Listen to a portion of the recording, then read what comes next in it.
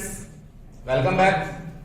आज हम लोग एक्सपेरिमेंट डिस्कस करने जा रहे हैं to determine resistance of a galvanometer by half deflection method. Dear students, यहां हमें हर वर्ड को ध्यान से देखना है और वो कुछ न कुछ इंटीमेशन हमें देगा, इंफॉर्मेशन हम लोगों को देगा। पहली चीज हमें रेसिस्टेंस फाइंड आउट करना है, दूसरा गैल्वेनोमीटर का रेसिस्टेंस फाइंड आउट करना है। There are so many ways जिनसे हम लोग गैल्वेनोमीटर का रेसिस्टेंस फाइंड आउट कर सकते हैं, तो हमें यहां हाफ डिफ्लेक्शन मेथड को यूज करना है। जैसा कि ऑब्जेक्टिव है हाफ डिफ्लेक्शन, इट मींस पहले कोई पर्टिकुलर डिफ्लेक्शन हम नोट करेंगे, उसको हाफ में कन्वर्ट करेंगे। अलग अलग तरीके हो सकते हैं, वो यहां सारे एक्सप्लेन करेंगे हम लोग। उसके बेसिस पे हम लोग रेसिस्टेंस फाइंड आउट करने की बात करेंगे।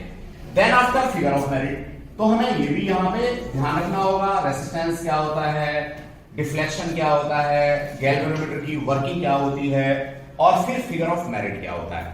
डियर स्टूडेंट्स, नो डाउट जो एम है हमारी फाइल के अंदर एज इट इज प्लेस होना चाहिए। इसमें कोई भी इफ वर्ड नहीं, फुल स्टॉप या कॉमा भी इधर उधर नहीं होना चाहिए। ये बात हम लोग ध्यान रखेंगे और जब भी अपनी एक्सपेरिमेंट फाइल लिया करेंगे उसमें प्रॉपर यही एम लिखेंगे, ठीक है। अभी मैं थोड़ा सा थ्योरेटिकल बात करना चाहूंगा गैल्वेनोमीटर के बारे में। तो देखिए, गैल्वेनोमीटर का जो प्रिंसिपल होता है उसको एक ब्रीफ डायग्राम की हेल्प से मैंने यहां एक्सप्लेन करने की कोशिश की है। ये मेरे पास एक strong radial uniform magnetic field है। ऑब्वियसली डायरेक्शन मैग्नेटिक फील्ड की है, इसका मतलब नॉर्थ पोल कहीं यहां पे सिचुएटेड है, साउथ पोल यहां पे कहीं सिचुएटेड है। अब इस यूनिफॉर्म मैग्नेटिक फील्ड के अंदर अगर मैं किसी करंट कैरिंग कॉइल को प्लेस करता हूं, करंट कैरिंग कॉइल को प्लेस करता हूं, तो इसकी चारों आर्म्स पे डिफरेंट फोर्सेस लगते हैं। ये एक्सिस ऑफ रोटेशन मैंने प्रोवाइड कर रखा है। अब इस एक्सिस ऑफ रोटेशन के अलोंग एक फोर्स लगेगा, दूसरी तरफ एक फोर्स लगेगा। ये दोनों ही फोर्सेस जिनको मैंने एनसर्कल किया है, ये parallel to axis of rotation है। इसका मतलब ये कोई भी इफेक्ट इसके ऊपर नहीं कर पाएंगे, कोई भी इफेक्ट इसका नहीं होगा, या ऐसे कह सकते हैं कि ये एक दूसरे को कैंसिल आउट कर देंगे। दूसरी तरफ ये जो दो फोर्सेस हैं, F4 जिसको मैं कह रहा हूं और यहां पे F2 कह रहा हूं, ये दोनों फोर्सेस इक्वल एंड अपोजिट हैं। अब पीछे की पूरी थ्योरी हम लोग अपनी रेगुलर क्लासेस में डिस्कस कर चुके हैं। तो अब क्यों इनकी डायरेक्शन अपोजिट है, कौन से लॉ से डायरेक्शन हम लोग दे रहे हैं, मैग्नीट्यूड निकालने के लिए फॉर्मूला हमें VIL sin थीटा यूज करना है, ये सब बातें हम लोग पढ़ चुके हैं। यहां सिर्फ बात इतनी सी है कि ये जो फोर्सेस हैं F4 और F2, ये दोनों इक्वल एंड अपोजिट हैं, जो निश्चित रूप से एक टॉर्क डेवलप करेंगे। डियर स्टूडेंट्स, इस टॉर्क की डायरेक्शन एज वेल एज बाकी चीजें पढ़ने के लिए ये एक डायग्राम हम लोगों ने और दिया हुआ है। यहां नो डाउट एंगल को, मैग्नेटिक डायपोल मोमेंट को, जो भी यहां से बनने वाला है, या जो मैग्नेटिक फील्ड है, सारी चीजों को एक्सप्लेन करने की कोशिश की है।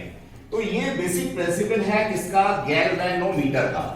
गैल्वेनोमीटर हमारा काम करता है on the basis of torque experienced by a current carrying coil placed in uniform magnetic field. Dear students, ये कुछ थ्योरेटिकल चीज है। जैसे टॉर्क हमारा force multiplied by perpendicular distance होगा। यहां फोर्स की बात की तो NIV A sin थीटा, ये हम लोगों को कॉन्सेप्ट मिल गया। देन आफ्टर टॉर्क की बात की तो जो गैल्वेनोमीटर का हम लोगों का कंस्ट्रक्शन होता है, उसमें बेसिकली एक टॉर्क तो हमारा लगता है करंट कैरिंग कंडक्टर की वजह से, और दूसरा जो हम लोगों का लगता है जिसे हम लोग रीस्टोरिंग टॉर्क कहते हैं, और K अल्फा से हम लोगों ने इसको डिनोट किया है फॉस्फर ब्रॉन्ज की स्ट्रिप से, एज वेल एज जो नीचे हम लोग हेयर लाइक स्पाइरल स्प्रिंग लगाते हैं उसकी वजह से। तो जिस समय हमारा रीस्टोरिंग टॉर्क और करंट कैरिंग कॉइल की वजह से लगने वाला या मैग्नेटिक टॉर्क आपस में बराबर हो जाएंगे, तो हमारा जो पॉइंटर है गैल्वेनोमीटर का, वो एक पर्टिकुलर पोजीशन पे आकर के रेस्ट कर जाएगा। उसी को हम लोग कहते हैं डिफ्लेक्शन। और उस समय जो उसके अंदर से करंट फ्लो हो रही है, उस करंट को हम लोग कहेंगे करंट I। यहीं से IG यानी फुल स्केल डिफ्लेक्शन का करंट का कॉन्सेप्ट भी हम लोगों को मिलता है। जिस समय हमारा पॉइंटर लास्ट डिवीजन पे पहुंच जाएगा, उस समय जो भी करंट फ्लो कर रही होगी, उस करंट को हम लोग IG के नाम से जानेंगे, या maximum current flow through galvanometer के नाम से जानेंगे। डियर स्टूडेंट्स, ये फॉर्मूला हम लोगों ने निकाला और निश्चित रूप से इसको यहां एक्सप्लेन करने की कोशिश की। इसके बाद चूंकि हमें फिगर ऑफ मेरिट यहां कैलकुलेट करना है, तो डिस्टेंस फिगर ऑफ मेरिट क्या होता है इस चीज को मैं एक बार और एक्सप्लेन करना चाहूंगा, आपको बताना चाहूंगा। Figure of merit of a galvanometer, it is defined as the current which produce deflection of one scale division. इसको हम ऐसे समझ सकते हैं कि मान लीजिए ये मेरा डायल है गैल्वेनोमीटर का, इस डायल में ये डिफरेंट मार्क लगाए हुए हैं। अब पॉइंटर अगर मेरा एक किसी मार्क से और कॉन्सिक्यूटिव दूसरे मार्क पे चला जाता है, तो इतना डिफ्लेक्शन यानी वन डिवीजन का डिफ्लेक्शन लेने के लिए जो भी करंट यहां से फ्लो करेगी उसको हम लोग फिगर ऑफ मेरिट के नाम से जानेंगे। No doubt figure of merit को हम लोगों ने यहाँ कैपिटल जी से डिनोट किया है, यहां कंफ्यूज होने की जरूरत नहीं है। जो गैल्वेनोमीटर कांस्टेंट होता है उसको हम लोग अगेन कैपिटल जी से ही डिनोट करते हैं। तो ऊपर जो फॉर्मूले में हमने डिनोट किया था वो गैल्वेनोमीटर कांस्टेंट था, और यहां जो हम लोग यूज कर रहे हैं ये हमारा फिगर ऑफ मेरिट के लिए है। आप चाहें तो इसका कोई दूसरा नोटेशन भी ले सकते हैं। Figure of merit equals to current flown through galvanometer divided by alpha. इसको मैंने सॉर्ट आउट किया तो ये K अपॉन NVA के बराबर मिल जाता है। Even that figure of merit को मैं दूसरे वर्ड्स में इन टर्म्स ऑफ सेंसिटिविटी भी डिफाइन कर सकता हूं। बेसिकली सेंसिटिविटी का जो रेसिप्रोकल है उसी को हम लोग फिगर ऑफ मेरिट के नाम से जानते हैं। अब ये तो बड़ा क्लियर सा है कि जिस इंस्ट्रूमेंट की सेंसिटिविटी ज्यादा होगी वो उतना ही अच्छा माना जाएगा, यानी फिगर ऑफ मेरिट जिस इंस्ट्रूमेंट का जितना कम होगा वो उतना ही अच्छा माना जाएगा। बड़ा सिंपल सा कॉन्सेप्ट है। और यहां पे अगर मैं सेंसिटिविटी की बात करता हूं तो इसको कहीं ना कहीं मैं लीस्ट काउंट के टर्म्स में भी ला सकता हूं। तो डिस्टेंस सेंसिटिविटी क्या है?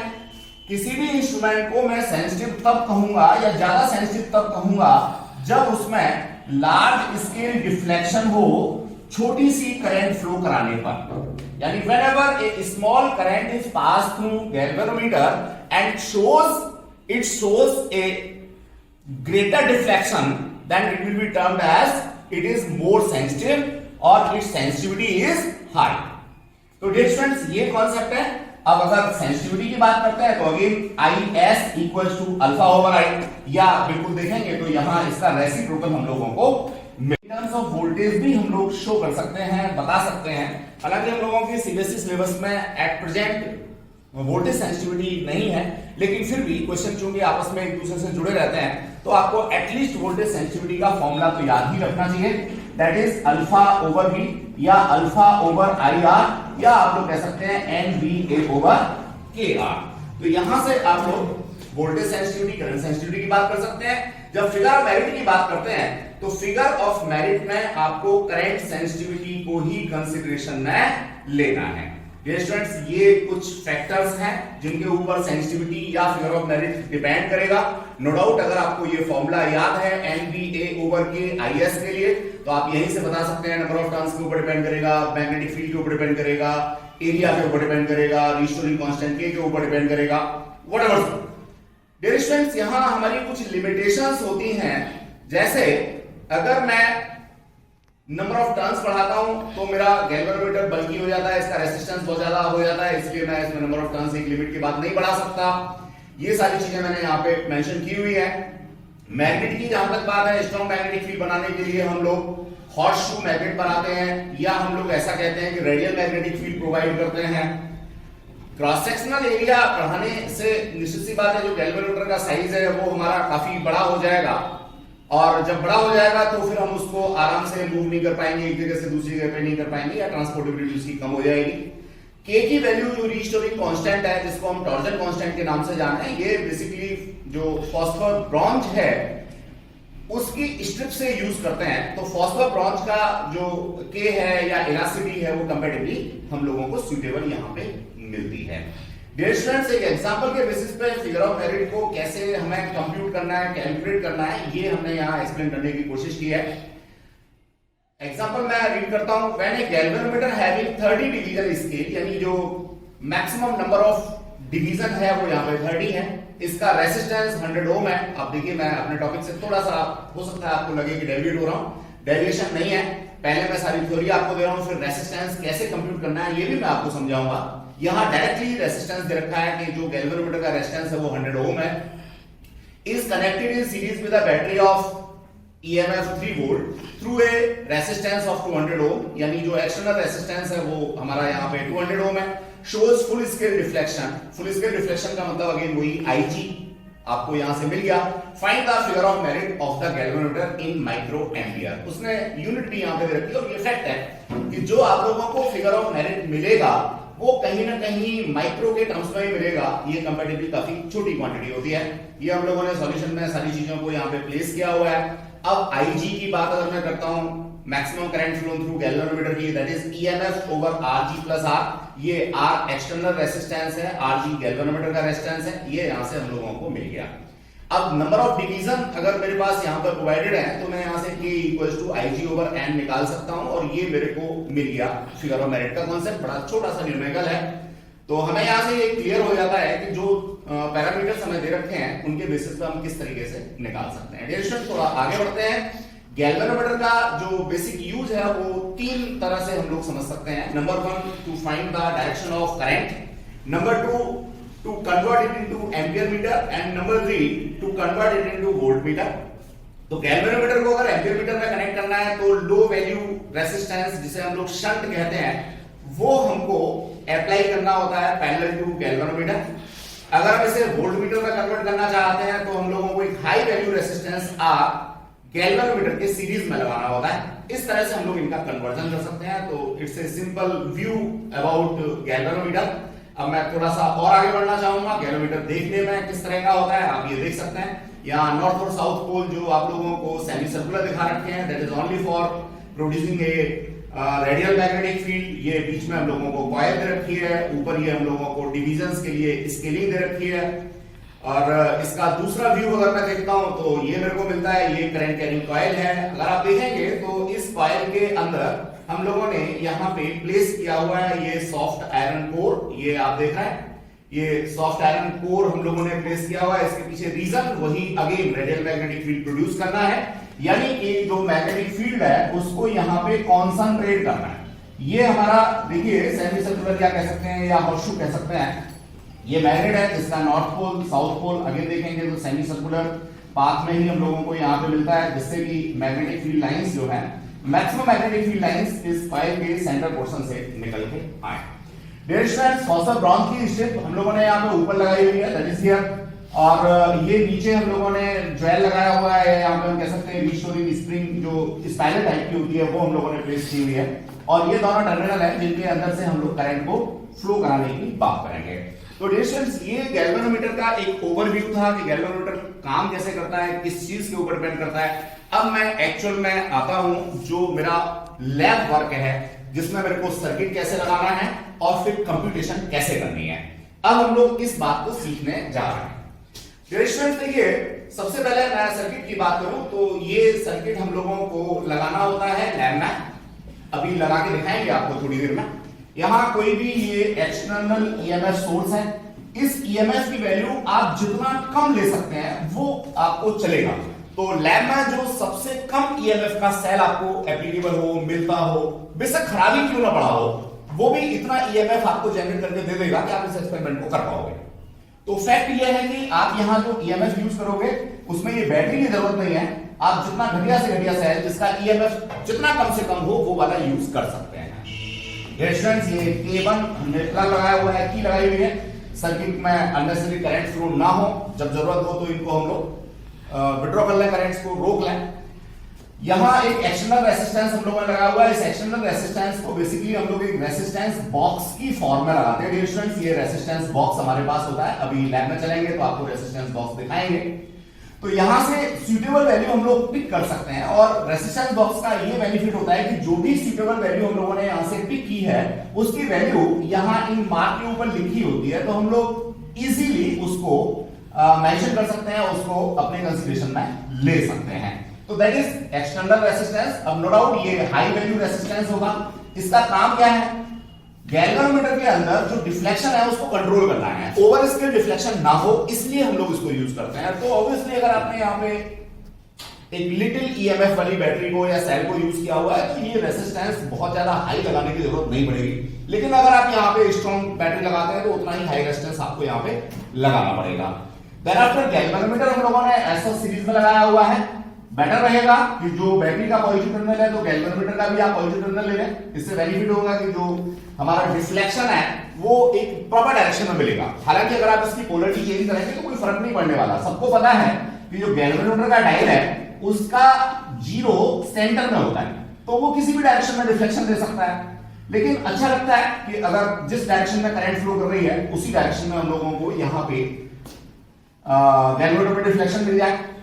गैल्वेनोमीटर के साथ में हमने अलोंग विद के या कुंजी हिंदी में कहते हैं हम लोग, या इंग्लिश में इसको स्विच कहते हैं या की कहते हैं, तो ये एक की के साथ में हम लोगों ने कंपैरेटिवली लो वैल्यू रेसिस्टेंस लगा रखा। और ये लो वैल्यू रेसिस्टेंस भी हम लोग in terms of resistance box he apply करेंगे, जिससे कि जो भी रेसिस्टेंस हम यहाँ पे अप्लाई कर रहे हैं उसकी वैल्यू हमें पता हो। अब ये लैब में अभी दिखा रहे हैं कि किस तरीके से वैल्यू हम यहां से नोट डाउन कर सकते हैं। तो ये जो रेसिस्टेंस है या ये शंट है, ये दोनों ही हमारे in terms of resistance box होंगे। ये हाई वैल्यू रेसिस्टेंस होगा जबकि ये कंपैरेटिवली लो वैल्यू होगा। मॉडरेट भी नहीं, लो वैल्यू रेसिस्टेंस आपका होगा। तो डियर स्टूडेंट्स, अब करना क्या है इसमें समझिए। पहले हम लोग K2 को ऑफ रखेंगे। जब K2 को ऑफ रखेंगे तो ये वाला सर्किट हमारा एक तरह से काम नहीं करेगा, ओपन सर्किट होगा। K1 को हम लोग ऑन करेंगे। K1 को ऑन करेंगे तो हमारा गैल्वेनोमीटर में डिफ्लेक्शन आएगा। तो हमारी कोशिश ये होगी कि जो गैल्वेनोमीटर में डिफ्लेक्शन आ रहा है वो हमारा इवन नंबर पे जाकर के रेस्ट करे। इट मे बी 26 इवन है, it may B 24, may be 22, whatever so. क्योंकि अभी हम लोगों ने अपने एम में पढ़ा था कि हम हाफ डिफ्लेक्शन मेथड की बात कर रहे हैं, तो जो डिफ्लेक्शन में मिल रहा है इसको हाफ ही हमें करना है। अब अगर ये ऑड होगा तो उसको हाफ करना हमारे लिए थोड़ा प्रॉब्लमेटिक हो जाएगा। डायल के ऊपर ही हम लोगों को हाफ लेकर के आना है, तो हम इसको इवन में लाने की कोशिश करेंगे और over screen deflection at any how नहीं होना चाहिए। तो 30 में कभी भी आपको रीडिंग लेनी है, 20 नहीं लेनी है। 28 पे ले सकते हैं, 26 पे ले सकते हैं, 24 पे ले सकते हैं, 22 पे ले सकते हैं, 20 पे ले सकते हैं, व्हाटएवर सो 18 पे ले सकते हैं। तो ये रीडिंग्स आपको लेनी है और ये रीडिंग आपकी गवर्न होगी इस हाई वैल्यू रेसिस्टेंस की हेल्प से। डियर स्टूडेंट्स, ये आपका आर आ गया। अब मान लीजिए 26 डिवीजन पे आ रहा है तो ये R26 मैं इसको नाम दे देता हूं और यहां से सपोज ये मेरा 200 ओम आया है, मैंने यहां से एक्सपेरिमेंटली फाइंड आउट कर लिया। देन आफ्टर डियर स्टूडेंट्स हम क्या करेंगे, एज इट इज इसी सर्किट में इस K2 को अब ऑन करेंगे। जैसे ही K2 को ऑन करेंगे और यहां से सुटेबल वैल्यू निकालेंगे तो देखिए कुछ करंट हमारा शंट के थ्रू फ्लो होने लगेगा, कुछ क्या हमें तो जस्ट हाफ करंट इससे फ्लो करानी है क्योंकि हमारा तो मेथड ही हाफ डिफ्लेक्शन वाला है। तो यहां से हम सुटेबल वैल्यू पिक करेंगे रेसिस्टेंस की, और ये जो हमारा 26 पे आ रहा था क्या डिफ्लेक्शन, इसको ले आएंगे हम हिट एंड ट्रायल बेसिस पे 13 डिवीजन पे।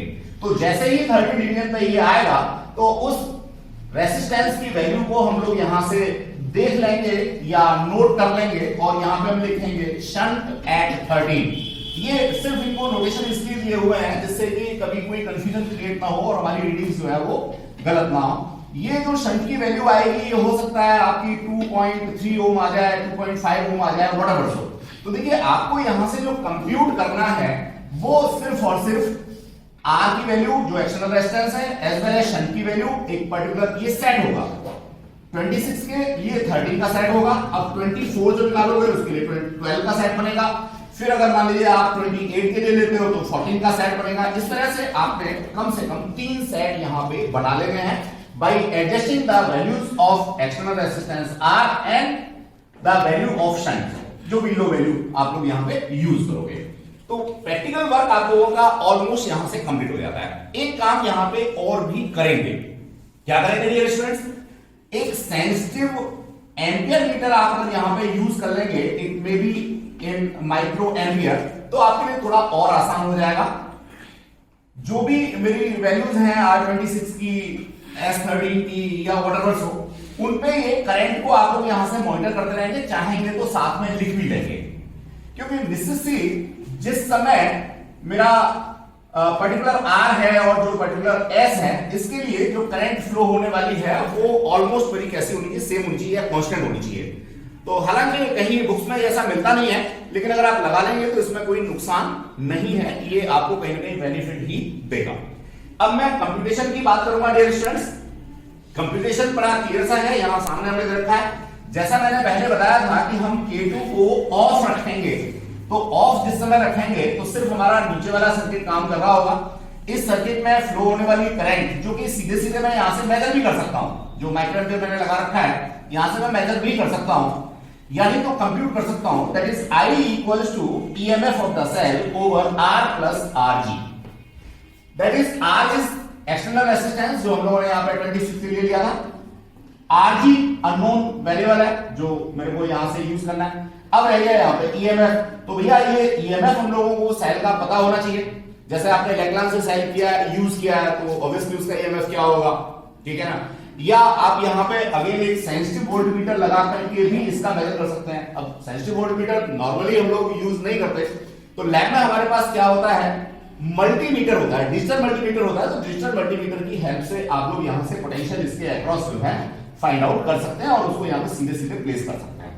तो डियर स्टूडेंट्स यहां से अगर आप देखेंगे तो एक इक्वेशन आपको मिल जाता है जब हमने K2 को ऑफ रखा हुआ है। अब जैसे ही मैं इस K2 को ऑन करूंगा तो मेरा दूसरा कॉन्सेप्ट ये मिलेगा, यहां मैंने क्लियरली मेंशन किया हुआ है, हाईलाइट भी किया हुआ है, जिससे कि आपको रीडिंग में कहीं कोई दिक्कत ना आए। Whenever K2 is closed, K1 तो क्लोज रहेगा ही। अभी पीछे बच्चा कह रहा है कि K1, हाँ भैया K1 अगर क्लोज नहीं होगा तो निश्चित सी बात है K2 में से करंट फ्लो करेगी नहीं, तो K2 तो आपका ऑन रहेगा ही। लेकिन ध्यान रहे पूरी रीडिंग लेते समय लंबा ड्यूरेशन ना हो जाए। कभी ऐसा ना हो कि एक रीडिंग लेकर के आप किसी फ्रेंड से बात करना शुरू कर दें, इतने में क्या होगा, रेजिस्टेंस हीट अप हो जाएगा अल्टीमेट, या बैटरी का जो इंटरनल रेजिस्टेंस है वो ज्यादा इफेक्टिव हो जाएगा, अल्टीमेटली रीडिंग जो है गड़बड़ हो जाएगी। तो दोनों रीडिंग जो आप ले रहे हैं वो बिल्कुल आपको लगातार लेनी है, कॉन्सिक्यूटिव लेनी है, विदाउट एनी डिले लेनी है। स्मॉल ड्यूरेशन के लिए ही आपको सर्किट के अंदर से करंट फ्लो करानी है। ऐसा हम लोग पहले जो इलेक्ट्रिकल के प्रैक्टिकल्स कर चुके हैं उसमें पहले एक्सप्लेन भी कर चुके हैं, बता भी चुके हैं। तो डियर स्टूडेंट्स यहां से अब R डैश आ जाएगा। ये R डैश जो आपको मिलेगा that is S value of shunt, RG resistance of calculator ऊपर से कैलकुलेट करके रहा होगा, that is shunt, again that is RG। तो इस तरह से आप लोग R डैश निकाल लेंगे। अब total current drawn from the battery, चाहेंगे तो ये टोटल करंट ड्रॉन जो करंट है वो माइक्रो एम्पियर मीटर से भी डायरेक्ट आप लोग ले सकते हैं, लेकिन आपको सिर्फ अपने रिजल्ट्स को वेरीफाई करने के लिए उसको यूज करना है। मतलब वहां से डायरेक्ट वैल्यू नहीं लेंगे, आपको कैलकुलेट ही करना होगा। तो रेशनल जब आप कैलकुलेट करेंगे तो I डैश की वैल्यू आप लोगों को ये मिल जाएगी E over R plus R dash. R आप ऊपर से लेकर के आ रहे हैं और R डैश की वैल्यू आपने यहां पे कंप्यूट की हुई है। अब आपके पास में कॉन्सेप्ट आता है डियर स्टूडेंट्स नेक्स्ट, जिसमें आप फिगर ऑफ मेरिट की बात करते हैं या आगे की कैलकुलेशंस की बात करते हैं। तो देखिए यहां मैंने कैलकुलेशंस आपको दे रखी है। इतनी लंबी कैलकुलेशन आपको अपने एक्सपेरिमेंट ड्यूरेशन में करने की जरूरत नहीं पड़ेगी, थोड़ी सी ही चीजों की जरूरत होगी। मैं अभी एक्सप्लेन कर देता हूं। S एंड G ये क्या है, the current gets divided through S and G in the inverse ratio of S and RG। ये S क्या है, RG क्या है, ये सारी चीजें हम लोग ऊपर एक्सप्लेन कर चुके हैं। यहां से हम लोग करंट की वैल्यू को फाइंड आउट करके दे सकते हैं, या फिगर ऑफ मेरिट निकालने का जो ऊपर तरीका हमने बता रखा है उसकी हेल्प से हम लोग फिगर ऑफ मेरिट को निकाल पाएंगे। Thanks a lot. आज हम लोग हाफ रिफ्लेक्शन मेथड से गैल्वेनोमीटर की figure of merit as well as resistance find out करना चाहते हैं। तो एट ऑल फर्स्ट मैं यहाँ सीखना चाहूंगा कि गैल्वेनोमीटर का मेरे को पहचान कैसे होगा। तो देखिए यहाँ पे कैपिटल G लिखा होगा सेंटर में। दूसरा, ये अकेला ऐसा डिवाइस है जिसका पॉइंटर ऑलवेज सेंटर में होता है। तो आप देखेंगे सेंटर में पॉइंटर है, 0 है, इसके बाद में आपके डिविजन्स हैं और दूसरी तरफ है। इवन दैट कई सारे गैल्वेनोमीटर के ऊपर यहाँ इसका लीस्ट काउंट भी लिखा रहता है। अब इसमें लीस्ट काउंट नहीं लिखा तो इसका मतलब हम इससे मेजरमेंट का काम नहीं कर सकते। सिर्फ ये हमें करंट की डायरेक्शन बताएगा कि करंट हमारा फ्लो हो रहा है या नहीं हो रहा है। हो रहा है तो किस डायरेक्शन में फ्लो हो रहा है। ऑब्वियस है, मैं बैटरी का पॉजिटिव टर्मिनल यहाँ पॉजिटिव पे लगाता हूँ, नेगेटिव यहाँ पे लगाता हूँ, तो और अगर मेरे को ये डायरेक्शन मिल रहा है इसका मतलब करंट जो है मेरा पॉजिटिव से नेगेटिव प्रॉपर ये फ्लो कर रहा है। इन केस अपोजिट डायरेक्शन में है तो इसका मतलब जो करंट की डायरेक्शन है वो रिवर्स हो गई है। तो ये मेरे पास कॉन्सेप्ट था। अब इसमें देखेंगे तो 0 से लेकर के यहाँ पे 30 तक डिवीजन दे रखे हैं। तो मैक्सिमम जो मेरा स्केलिंग है वो 30 तक है इसमें। अब नो डाउट मुझे बचना चाहिए, मुझे 30 तक कभी भी अपनी रीडिंग नहीं लेनी है, जैसा अभी एक्सप्लेन किया था। हम लोग इसमें 26, 28 या 22 ये रीडिंग लेंगे, फिर उनको हाफ में कन्वर्ट करेंगे। तो ये हमारा होगा गैल्वेनोमीटर का कॉन्सेप्ट। अभी कंटिन्यूटी हम लोग इसकी चेक कर ही चुके हैं, तो कंटिन्यूस है, वर्क कर रहा है। दूसरा फिर हम लोगों का कॉन्सेप्ट आता है किसका, रेसिस्टेंस बॉक्स का। स्टूडेंट्स ये रेसिस्टेंस बॉक्स है। अब इस रेसिस्टेंस बॉक्स पे मैं देखता हूं तो 2 टर्मिनल्स मेरे को दिखाई दे रहे हैं, जिनको मेरे को यूज करना है अपने सर्किट के अंदर, जो भी सर्किट मैंने प्रेस्क्राइब आपको बताया हुआ है। अब यहां देखते हैं तो देखिए ये डिफरेंट प्लग हैं। ऑब्वियसली मैं सारे प्लग एक बार आपको यहां से हटा के दिखाता हूं। अब ये जितने भी होल आपको दिखाई दे रहे हैं, तो इन होल्स के बैक साइड में पर्टिकुलर रेसिस्टेंस लगे हुए हैं।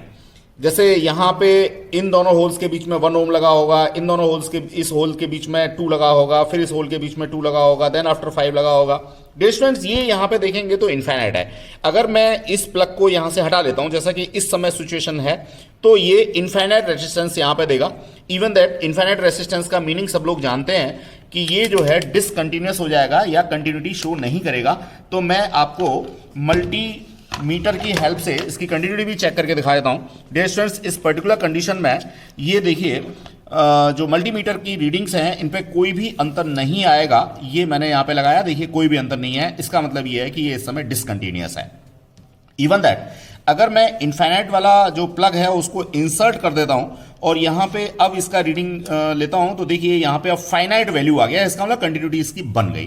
तो मैं नो डाउट इस इनफाइनाइट वाले प्लग को यूज कर सकता हूं एज ए की या एज ए स्विच। तो डियर स्टूडेंट्स ये जो मेरे पास क्या रेसिस्टेंस बॉक्स है, इसमें लो वैल्यूज हैं 1, 2, 5 व्हाटएवर, सो 10, 20, 20, 50। तो जितना भी रेजिस्टेंस मैं यहाँ अप्लाई करना चाहता हूँ, मान लीजिए मेरे को 3 ओम करना है, तो सारे के सारे प्लग मेरे को इसमें इंसर्ट करने होंगे और सिर्फ 3 ओम के इक्विवेलेंट जो मेरे पास प्लग हैं उनको मेरे को इसमें से अनप्लग करना होगा, निकालना होगा। तो देखिए डियर स्टूडेंट्स ये मेरे पास सारे प्लग हो गए और ये देखिए अब यहाँ पे 1 ओम ये मेरे को मिल गया, 2 ओम ये मिल गया, तो 3 ओम मैं अब इसमें अप्लाई कर पा रहा हूँ। यानी कि 1 ओम और 2 ओम दोनों इसके अंदर सीरीज में लगे हुए हैं। तो इस समय जो ये टर्मिनल्स हैं इनके बीच में जो रेसिस्टेंस है वो 3 ओम होना चाहिए। ये एक अलग बात है कि मैं इसको मल्टीमीटर से मेजर करता हूँ, 3 ओम आता है या 3.5 आता है या 5 ओम आता है, दैट्स अनदर थिंग। ये डिपेंड करता है इसकी अपनी एक्यूरेसी के ऊपर और जो एपरेटस की मैन्युफैक्चरिंग है उसके ऊपर। लेकिन 3 ओम रेसिस्टेंस मैं यहाँ से मान के चलूंगा कि मेरा 3 ओम रेसिस्टेंस निकल गया। तो जहां भी मुझे लो वैल्यू रेसिस्टेंस अप्लाई करना होगा वहां मैं इस रेसिस्टेंस बॉक्स को यूज करूंगा। दूसरा रेसिस्टेंस बॉक्स मैं आपको दिखाना चाहूंगा, बिल्कुल सेम है कंस्ट्रक्शन में, लेकिन यहाँ पे जो वैल्यूज हैं वो 1, 2, 5, 10, 20, 50 व्हाटएवर, सो 100। और देखिए यहाँ भी इनफाइनाइट है। तो अगर मैं इस प्लग को निकाल देता हूं तो मेरा की का काम करेगा। मुझे सर्किट के अंदर से कोई करंट फ्लो नहीं करानी है, तो मैं ये प्लग यहां से हटा दूंगा, तो ये मेरा सर्किट जो है वो ब्रेक हो जाएगा, ओपन सर्किट हो जाएगा, रेसिस्टेंस इनफाइनाइट हो जाएगा और करंट कोई भी फ्लो नहीं करेगी। अब हाई वैल्यू रेसिस्टेंस अगर देखता हूं तो 5000 है, 2000 है, 1000 है, ये सारे के सारे हाई वैल्यू रेसिस्टेंस भी हैं।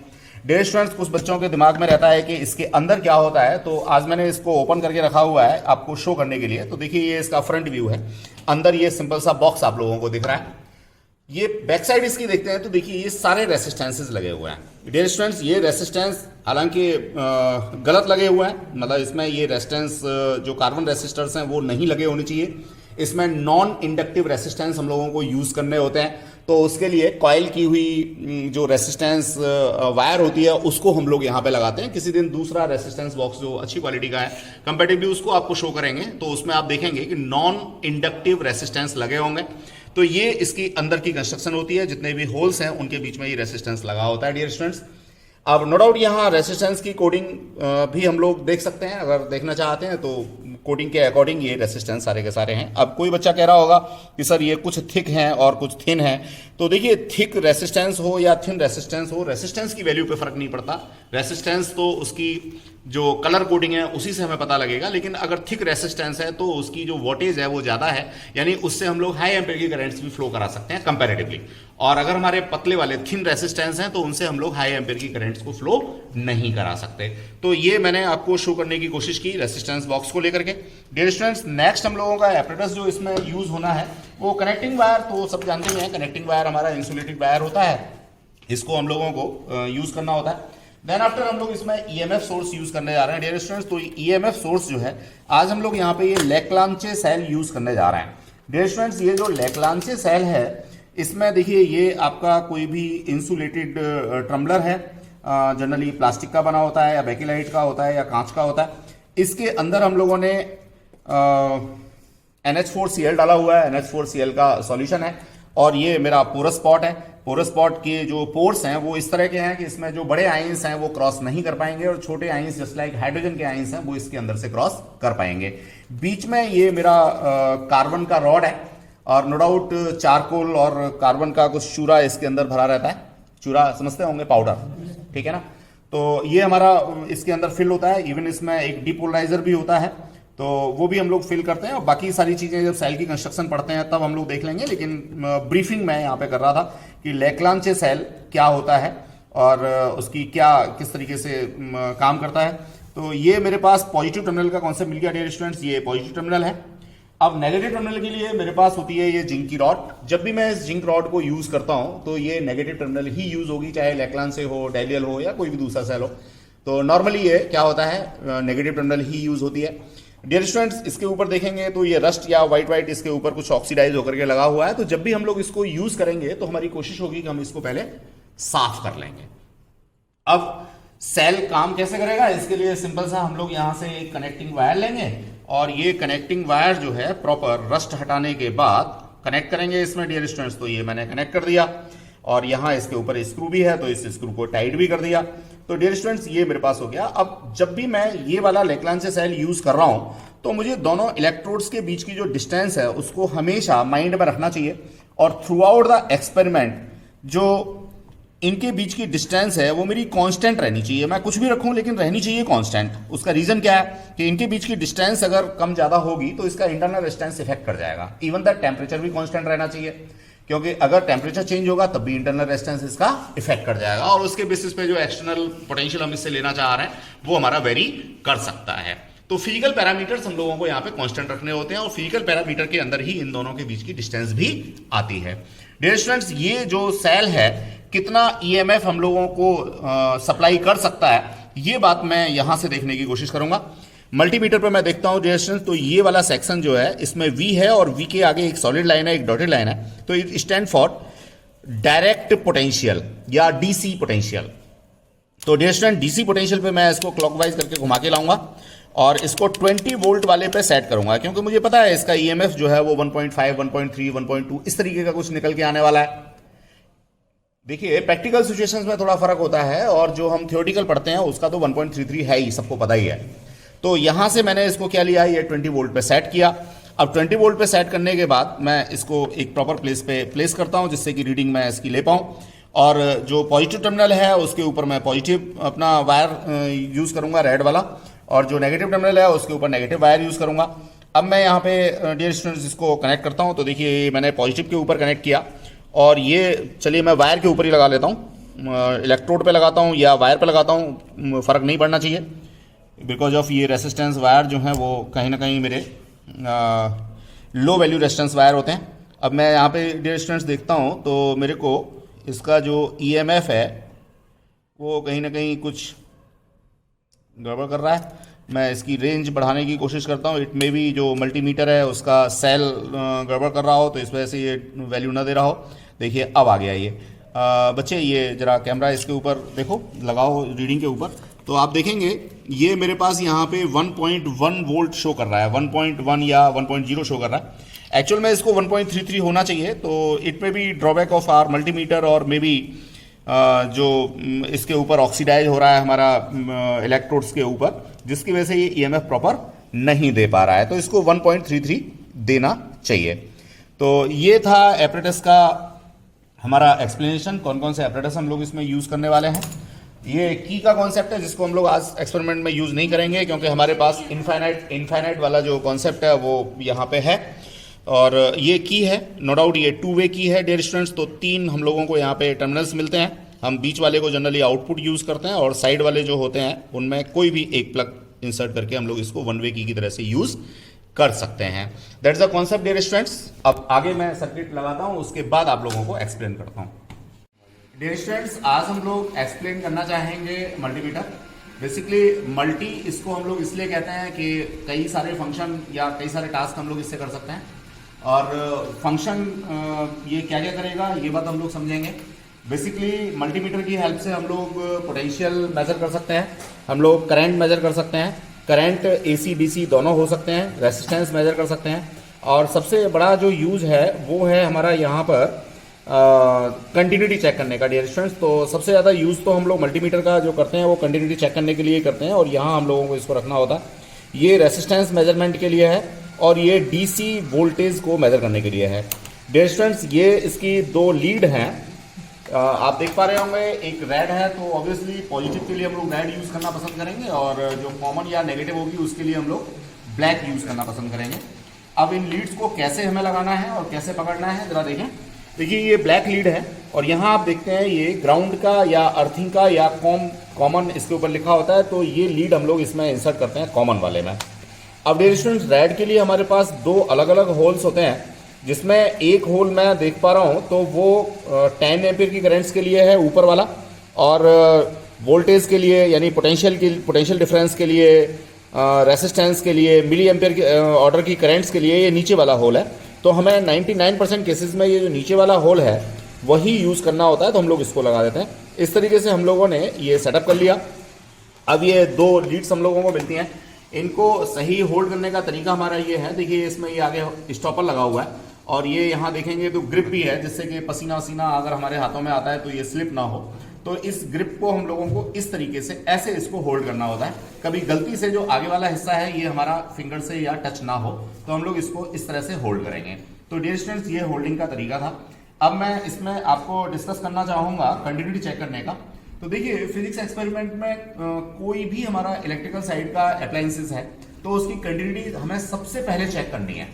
अगर वो कंटिन्यूस नहीं होगा, वर्किंग नहीं होगा, तो ऑब्वियसली फिर हम जो है परेशान होते रहेंगे और रीडिंग हमारी कभी आएगी नहीं। तो जो भी इंस्ट्रूमेंट आपको लैब में मिलता है, चाहे वो कनेक्टिंग वायर हो या आपका गैल्वेनोमीटर हो या रेसिस्टेंस बॉक्स हो, व्हाटएवर हो, कोई भी अगर हमारे पास इंस्ट्रूमेंट हमें मिलता है तो हमें उसकी कंटिन्यूटी चेक करनी चाहिए। तो रेजिस्टेंस कंटिन्यूटी चेक करने के लिए ये जो हमारा रोटरी स्विच है इसको हम लोग स्टेप बाय स्टेप क्लॉकवाइज घुमाते हैं, एंटी क्लॉकवाइज कभी भी नहीं घुमाएंगे, इसको क्लॉकवाइज ही घुमाना चाहिए हमें हमेशा। और इसको ला करके हम लोग ये जो हमारा डायोड का साइन लगाया हुआ है या साउंड वाला साइन लगाया हुआ है, ये वाले पे हम लोगों को इस पॉइंटर को रखना होता है। डियर स्टूडेंट्स, इस पे रखने के बाद हम लोग सबसे पहले तो जो हमारी लीड हैं उन लीड्स की ही कंटिन्यूटी चेक कर लेते हैं। अब देखिए लीड की कंटिन्यूटी चेक करने के लिए हम लोग क्या करेंगे, ऑब्वियसली एक प्रॉपर होल्ड करके इसको ऐसे करके पकड़ेंगे। तो देखिए ये यहाँ पे हमारा 116 ओम का रेसिस्टेंस दे रहा है, ठीक है, कंटिन्यूटी है, रेसिस्टेंस दे रहा है, दैट्स अनदर मीनिंग। लेकिन ये कंटिन्यूटी है, यानी ये जो हमारी लीड्स हैं और जो ये जो हमारा मल्टीमीटर है ये प्रॉपर काम कर रहा है। अब डियर स्टूडेंट्स, इससे किसी भी अप्लायंस की अगर मुझे कंटिन्यूटी चेक करनी है तो मैं कैसे चेक करूंगा, ये जरा देखने की बात है। देखिए एट ऑल फर्स्ट मैं ये गैल्वेनोमीटर की कंटिन्यूटी चेक करना चाहूंगा। तो गैल्वेनोमीटर में दो टर्मिनल है, मैंने इसको सिंपली एक टर्मिनल पे लगाया, दूसरे को दूसरे पे लगाया। अब देखिए इसमें डिफ्लेक्शन आपको मिल रहा है, इसका मतलब ये कंटिन्यूस है। कितना डिफ्लेक्शन मिल रहा है इससे हमें मीनिंग नहीं है, लेकिन ये काम कर रहा है। इवन दैट आप इसकी बोथ साइड डिफ्लेक्शन भी चेक कर सकते हैं, यहां से पोलरिटी को चेंज करके। या आपने पोलरिटी चेंज की तो अपोजिट साइड में भी आपको डिफ्लेक्शन मिल पा रहा है। इसी तरह से डियर स्टूडेंट्स, मान लीजिए मेरे पास ये कोई एक कनेक्टिंग वायर है और इस कनेक्टिंग वायर की कंटिन्यूटी मेरे को चेक करनी है, तो मैं सिंपल सा इसमें एक इस साइड में यू बनाता हूं, दूसरा इस साइड में यू बनाता हूं, और ये मैंने इस तरीके से इसको लगाने की कोशिश की। जो थ्रेड है वो मेरा नहीं आना चाहिए रास्ते में, वरना तो अननेसेसरी रेजिस्टेंस कॉज करेगा। आप देखेंगे तो यहाँ पे देखिए ये नॉन जीरो डिजिट्स आना शुरू हो गए, या लेफ्ट में 1 नहीं आ रहा, तो इसका अपना ये रेसिस्टेंस बता रहा है। हम रेसिस्टेंस कैसे मेजर करते हैं वो बात की बात है, हम बाद में सीखेंगे, लेकिन अभी सिर्फ हम लोग यहाँ पे कंटिन्यूटी चेक कर रहे हैं। तो देखिए ये मेरा यहाँ पे कंटिन्यू है, वायर मेरा एक रेसिस्टेंस के साथ में कंटिन्यू है। अगर मैं इसको हटाता हूँ तो रीडिंग मेरी चेंज हो जाती है और लेफ्ट साइड में जाकर के 1 आ जाता है, that is stand for infinity. तो डियर स्टूडेंट्स, एयर टर्मिनल्स के बीच में देखिए कंटिन्यूटी नहीं है।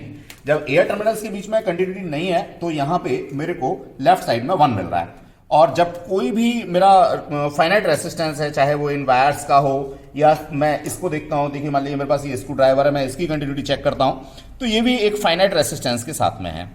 अब मैं कंटिन्यूटी चेक करना चाहूंगा डियर स्टूडेंट्स इस रेजिस्टेंस बॉक्स की। देखिए इस रेजिस्टेंस बॉक्स के अंदर सारे प्लग लगे हुए हैं। जब सारे प्लग लगे हुए हैं तो ऑब्वियसली इसका रेजिस्टेंस जीरो आना चाहिए आइडियली, लेकिन आइडियली जीरो रेजिस्टेंस नहीं आएगा, दैट्स द अनदर थिंग। लेकिन ये 1 भी नहीं आएगा, कंटिन्यूअस है तो ये 1 नहीं आएगा। यहां देखेंगे फाइनाइट वैल्यू आना शुरू हो गई, इसका मतलब ये भी मेरा कंटिन्यूअस है, ब्रेक नहीं है। मैं दूसरे रेजिस्टेंस बॉक्स की बात करता हूं जिसको मैं लो वैल्यू रेजिस्टेंस कह रहा हूं, तो इसकी कंटिन्यूटी चेक करता हूं तो डियर स्टूडेंट्स ये भी मेरे को कंटिन्यूटी प्रॉपर मिलती है, जस्ट अ मिनट, देखिए ये भी मेरे को कंटिन्यूअस मिल रहा है।